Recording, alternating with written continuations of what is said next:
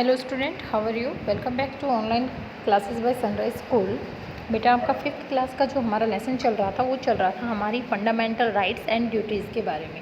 तो हमने fundamental rights तो हमारे पढ़ चुके थे हम, जो हमें 6 फंडामेंटल राइट मिले हैं, 6 मौलिक अधिकार मिले हैं, उनके बारे में हम पढ़ चुके हैं। अब आज हम जो अपने लेसन का पढ़ेंगे वो पढ़ेंगे फंडामेंटल ड्यूटीज़, यानी हमारे मौलिक कर्तव्य क्या क्या हैं। देखो, अधिकार सबको अच्छे लगते हैं, राइट सबको अच्छे लगते हैं कि हमें ये मिलना चाहिए, ये हमारा राइट है, हम ऐसा करना चाहेंगे, ये हमारा राइट है। लेकिन इसके साथ साथ कुछ ड्यूटीज़ भी जुड़ी होती हैं, कर्तव्य भी जुड़े होते हैं जिन्हें हमें निभाना चाहिए। देखिए, फंडामेंटल ड्यूटीज़, मौलिक कर्तव्य जो हैं हमारे किस प्रकार से हैं।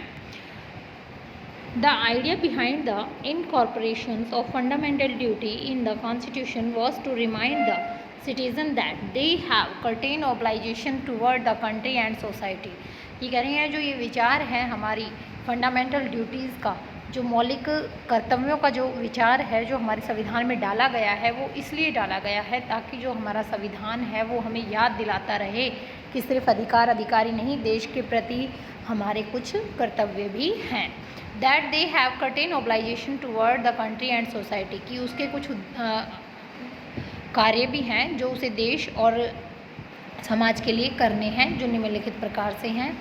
To act according to the provision in the constitution, अगर हम बात करें हमारे भारतीय संविधान के अनुसार, हमें अपने संविधान की जो है सम्मान करना चाहिए। And respect the national flag, और हमें हमारे जो राष्ट्रीय ध्वज है, राष्ट्रीय झंडा है, जिसे हम ट्राइकलर तिरंगा बोलते हैं, उसका सम्मान करना चाहिए।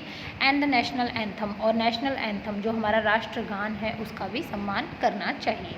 To protect and follow the noble ideas which inspired our national struggle for freedom.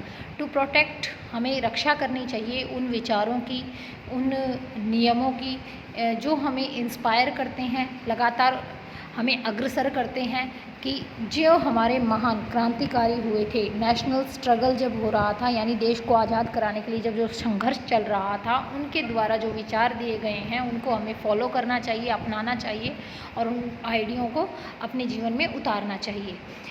Next जो है वो है to protect the sovereignty, unity and integrity of India and defend the country. हमें भारत की एकता, अखंडता और सम्मान के लिए रक्षा करनी चाहिए और मिलजुल कर अपने देश को सुरक्षित रखना चाहिए, डिफेंड करना चाहिए।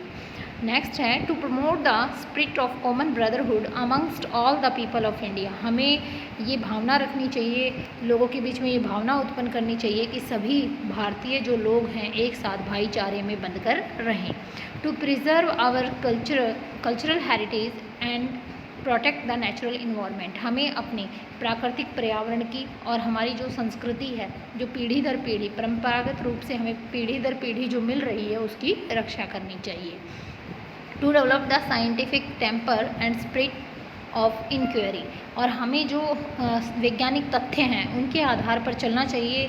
जो बेकार की अंधविश्वास की बातें होती हैं उनमें विश्वास नहीं करना चाहिए।